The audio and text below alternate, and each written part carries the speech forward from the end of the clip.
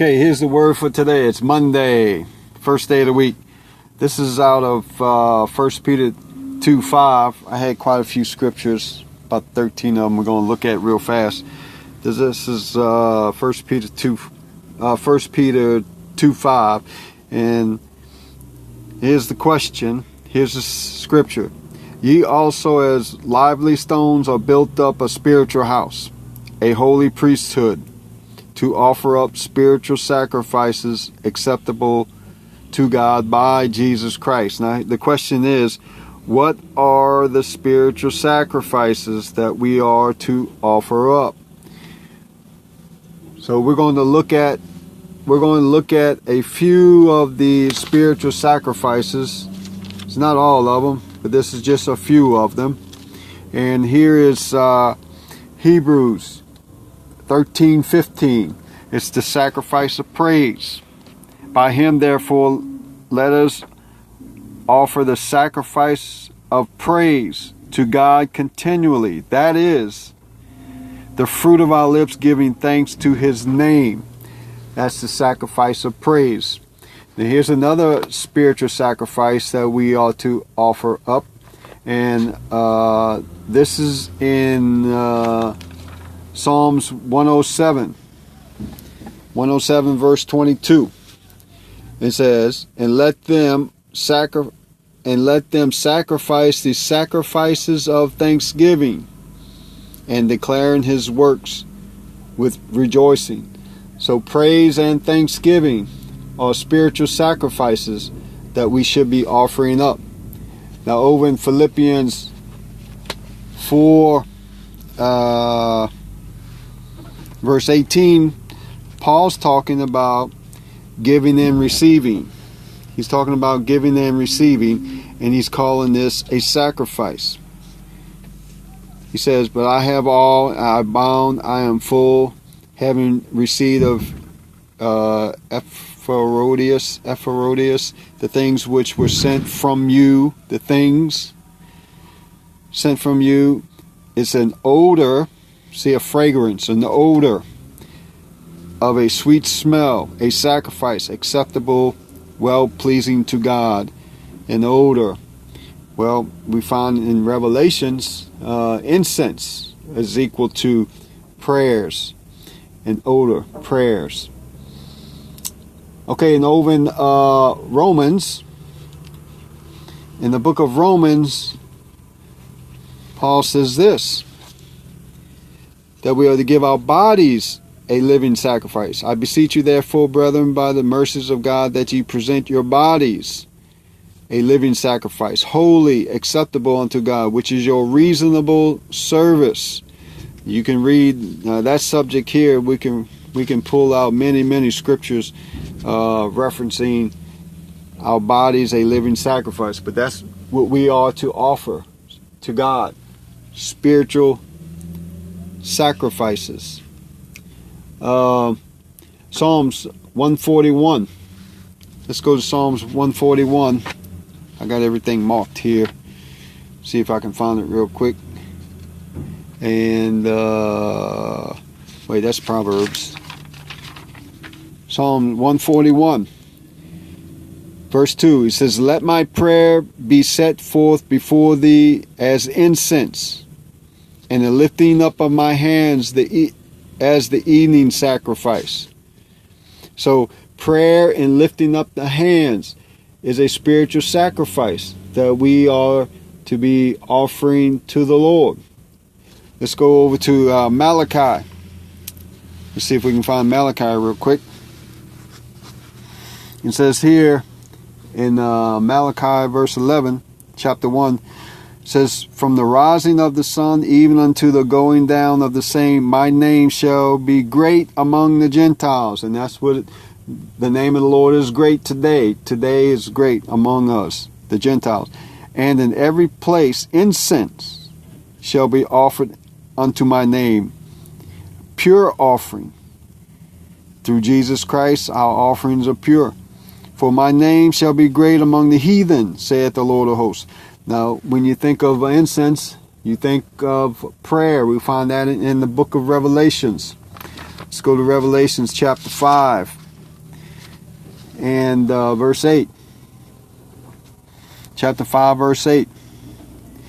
And when they had taken the book, the 4 beasts and 4 and 24 elders fell down before the Lamb, having every one of them harps and golden vials full of odors, which are the prayers of the saints. Odors or incense. Paul said the giving was a sweet odor.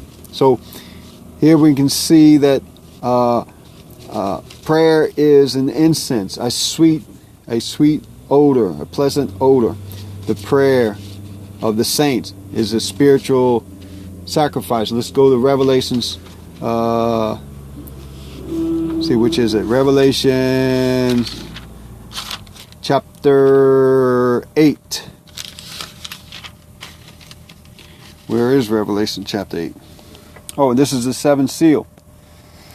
And another angel came and stood at the altar, having a golden incense, and there was given unto him much incense, that he should offer it with the prayers of the saints upon the golden altar which was before the throne. So here, incense and prayers are together. A sweet smelling savor. That's Revelations 8:3.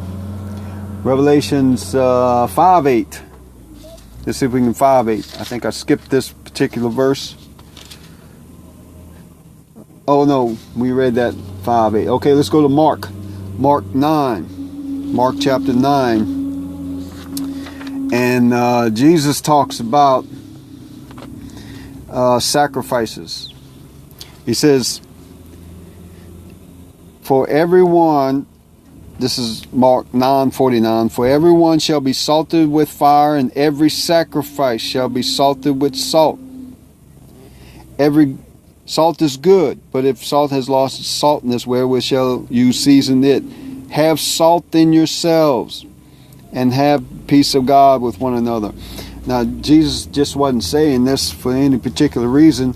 He was quoting this because the Lord had told Israel through Moses to do the exact same thing.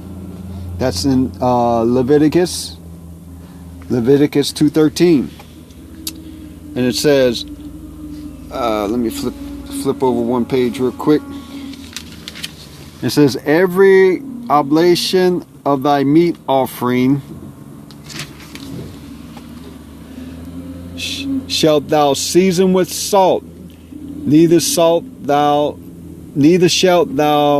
suffer the salt of the covenant of thy God be lacking from thy meat offering. With all thine offerings thou shalt offer salt. So the Lord in the Old Testament, when they did a physical offering, of course we know that the offerings, everything points to Jesus. And he was saying that when they did an offering, salt it. Now, Jesus just told us in Mark, every sacrifice will be salted with salt. Let's go to Colossians 4:6 real quick. Let's see if I can find Colossians 4:6 real fast. And here it is, 4:6. Paul is saying, let your speech be always with grace, seasoned with salt. See, the same thing. The Lord said to every sacrifice will be salted with salt. Paul's saying, let your conversation be with salt, that you may know how you ought to answer every man, with grace and salt.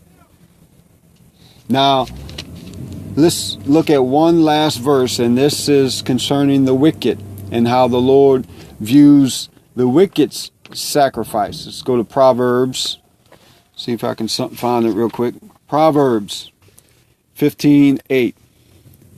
The sacrifice of the wicked is an abomination to the Lord, but the prayer of the upright is his delight. The sacrifice of the wicked. So we can see that the sacrifice is spiritual sacrifices are praise and thanksgiving and giving and presenting their body and raising the hands in prayer. And Paul said, or in Proverbs it says that the sacrifices are abomination to the Lord.